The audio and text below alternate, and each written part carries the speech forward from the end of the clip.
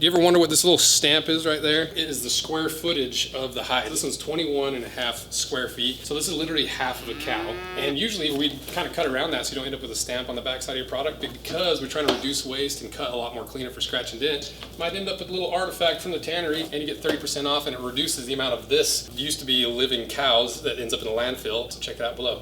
It is a drizzly, dreary day. I just got out of bed and it's time for some Caswell unboxing. Because this bad boy launches in like 2 or 3 weeks. I need to start wearing it because this is a special leather. It's not blood core. It's not a derivative of blood core. It's not even an exclusive leather, but it's one of the first times, if not the first time, that you can even get a boot in this leather. I think. First, what am I even talking about? What is this leather? Gotta save it for the unboxing. But there's a brand, a tannery called Hermann Oak. And if you don't know who Hermann Oak is, established in 1881, Hermann Oak Leather has been dedicated to producing the finest vegetable tan leather rooted in the heart of St. Louis, Missouri. Our family-owned business has grown over 5 generations, earning a reputation of uncompromising quality, traditional craftsmanship, and superior customer service. So they're a very old school veg tan leather tannery. Should we go through it? It's kind of interesting. Every hide that enters our tannery undergoes a meticulous process perfected over more than 144 years. We blend time-honored techniques with modern expertise to create leather that is strong, durable, exceptionally workable. From saddle makers to belt crafters, holster makers, and artisans of all kind, our leather is trusted by makers and celebrated by those who value products built to last. And Hermann Oak was actually, I think, one of the very first hides I ever bought. I bought it for belts, like they said, and I was like, I've never even felt like leather like this in my entire life. This is crazy. And I think I still have some pieces of it, actually. You might notice they didn't say anything about footwear. There was the belts, there was the saddles, there was holsters, artisan goods, but let's see if there's any boots on the freaking market that are Hermann Oak leather boots. Let's see if anyone doing that. Oh, a little boot breaker ad. That's what I'm talking about. Okay, that's just Hermann Oak. There's basically 2 tanneries that do vegetable tan leather that are at least well known in the United States. Wicked and Craig and Hermann Oak. And both are like super time honored. It's the old school way of doing it with vegetable tan leather. It takes like several times as long to tan veg tan. And so I don't think, oh, there's a little Reddit post about it. Just watched a video where it showed samples of Hermann Oak. I don't think Nick's released it though, did they? Did they do that? Let's find out. Did Nick's beat us to the punch? More kilties. Because I don't know for sure, but I'm pretty sure nobody's used Hermann Oak in any collaborations or any boot. I'm pretty sure this is one of the very first, if not the first, Hermann Oak boot that you can buy, which is so cool. It didn't even, I'm sure there's some one-off people that have made it, maybe some small batches, but like I can't find it online anywhere. Like maybe this guy, the pre-industrial craftsmanship, maybe a couple small makers. No, that's, yeah, midsole and uppers. So there's been some small makers, but you can see it's pretty handmade. So it's gonna be really cool working with Hermann Oak on this because, like I said, I've been a fan of Hermann Oak since I started the business when I bought belt leather from them. Now we've kind of come full circle on the footwear side of things, being able to do a collaboration with some Hermann Oak leather. So we'll go a little bit more into the history of Hermann Oak and what makes them special in the cut in half video, which I think I had to cut these in half because we got 2 pairs. So it's like, oh sweet, I get to wear a pair. And then we realized one was a Goodyear welt version and one was a stitch down version. So I might be able to wear the Goodyear welt version. We'll see. We'll see if Big Kev lets me keep the pair. Eventually I'll get a pair, I'm sure. Okay, let's do it. Let's do the unboxing. Let's see what they look like. Let's see what this Hermann Oak leather looks like. What is the boot that it's on? The World War I American freaking boot that I forgot the name of. Gotta pull the video. Ooh, weird. He pulled it up in AI. 100-year-old World War I US M19. That's a weird thing about AI. It's starting to get really self-referential, or at least for me, because it's like, hey, I have a question about this boot, and it'll pull up me as the resource. And I'm like, well, is there any other, can we fact check myself on this so I'm not just like regurgitating my own information? It's kind of weird. Let's see what AI says.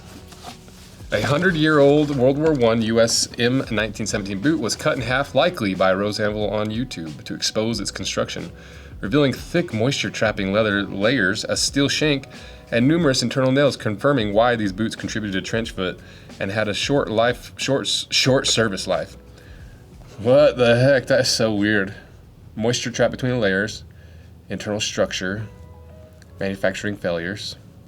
That's so weird. That is so freaking weird. But we cut this apart September 17th, 2023. It got demonetized. Then we re-uploaded it. And so I'm even considering doing like a shorter cut of it to repost it because it's such a good video. And I think that, you know, that's 3 years ago. So I'm like, maybe we'll just recut it and add some additional information. But look at these. Look how sick these look.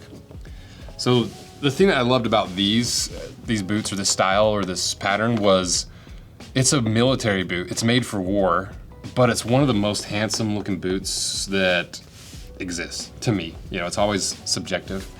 But I think this boot is so freaking good looking because you've got this seamless counter that starts here, wraps all the way around. You see no seam right there. And you got the back stay, single piece. Then it wraps back around here. And then continues all the way to here. And you've got this one stitch line right there that is to lock that counter in so that it doesn't slowly shift around the boot over time, or it doesn't get loose and start squeaking a bunch. And so even though it looks very like intentional and like this is probably an aesthetics-based boot, this is a military boot. And that's the cool part of it is I told you I just woke up, okay? Cut me some slack. There's some real functionality with it too. And I don't even think we covered this in the video, so we'll cover it more in the main cut in half video. But what's cool about this is, ooh, I can't show you the boots I have on actually. I'm gonna grab a different, okay, shameless plug. That doesn't have a counter. I was gonna use my Goro monkey boots as an example.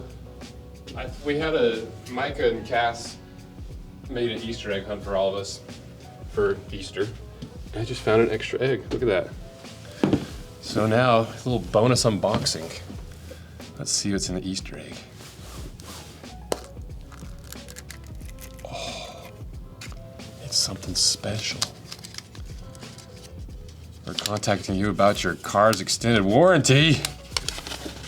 King size. I would have won a king size candy bar, dang it. I wonder if I can still cash it in. That's so funny. That's the funny thing about working here is like we don't have any higher ups. There's no bosses here.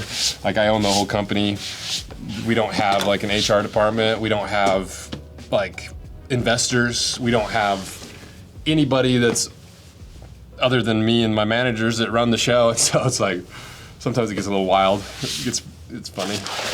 It's fun having a small crew because we can do stuff like that, and just I'm not trying to be a 100-employee company. I do not want to manage more than 20 people. But anyway, so you notice it's a good-looking boot.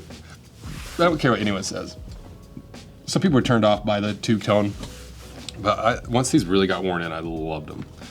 But you see how this counter is a separate piece from the backstay, and then it also stops right here where these two panels come together. Versus this one, it's seamless, so you don't get that pinch point right there, and it runs all the way basically to your knuckle on your pinky toe, like that first knuckle. The pain of actually the majority of Pacific Northwest boots is there's so much material built up right underneath it here, because you've got the counter coming in, you've got the external counter cover coming in right there, you've got the quarter panel coming in, and you have the vamp panel. So that's 1, 2, 3, 4 layers, not even counting the lining, that all come together in about a 1-inch strip. And that just so happens to be right underneath of this part of your foot. And so it's a pain in the butt. You can see even the way that this is shaped, you have to push down all that bulk in that material to make them comfortable. And it's not comfortable right off the bat. That's why like Pacific Northwest boots takes like 2 months to break in. Once they're broken in, they fit like a very heavy glove. But getting them to that point is a beast to break these in. So when you look at this one, you can see the counter still wraps underneath that area, but the quarter panel stops right here and is sewn in through there. The vamp panel comes in, is sewn right through there, so you don't have any overlapping, And then what's really cool is see how the stitch down, this counter is flared out. So you don't really have any material underneath that pressure point of your foot like you do with all the other Heritage boots. I literally didn't even notice that. I've like known about these boots for years, but I didn't put it together until we actually started digging into this as a collaboration. And that's what's cool about the collaborations. You know, some people get upset about, well, they're doing all these collaborations all the time. I'm like, yeah, because they're sick, and we make like really wicked and wild collaborations that nobody else does.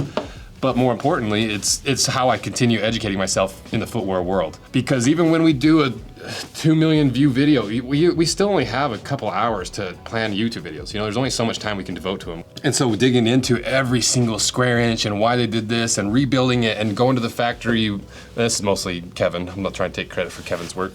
But like that's where we learn all that stuff, is like working with the factory and going back and forth and figuring out why certain things were done by not just cutting it in half and dissecting it, but by breaking it down and then building it back up into a modern version.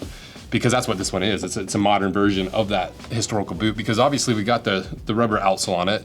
You know, we did the John Lofgren, I'll grab them, I'll show you. I'll freaking show you. We did the John Lofgrens, what I was saying. And we did it true to the original, as true as anyone has ever done in the history of humanity. But this leather sole is pretty slippery, and like these steel reinforcements are never going to be as abrasion resistant as rubber. And so for this collaboration, I didn't want to do the same thing we did with John Lofgren, because I'm glad we did it this way. Don't get me wrong. I think this was this might be the coolest collaboration we've ever done, especially the historical ones, because you probably never have an opportunity to buy this ever again. But it's not the most wearable boot. And so with this one, I wanted this to be a really wearable boot that you could wear anytime. Because this boot was like $800 or $900. This boot's, I think, $430. So it's in that kind of Truman, a little bit more premium than the Red Wing, a little bit less than the Pacific Northwest brands, and that's where Caswell has found their niche in the industry. And so because of that, we get to use really cool materials like this Wicked and Craig leather, while still improving the old school design by updating some of the components that really need to be updated, like the outsole. And so looking at this leather, what is my initial impression of it?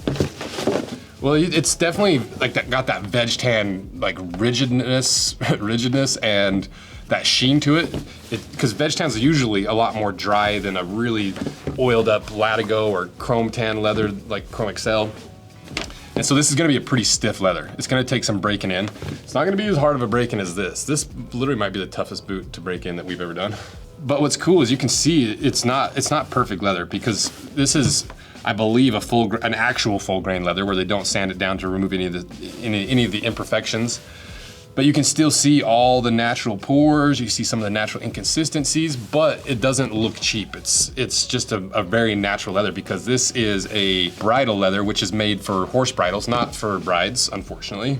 I'm sure there's been some leather brides out there throughout the years, but most leather bridles are made for horses. And it needs to be sweat resistant, it needs to be weather resistant, it needs to be really strong. It has to be so strong that when a horse is pulling, it's not gonna tear through the leather, even with stitching in it and with rivets in it. And so for a boot, it's a really cool leather, because you can get it fairly thin in this more dress and more casual oriented leather, boot leather thickness, but it still has that really thick, like rigidity.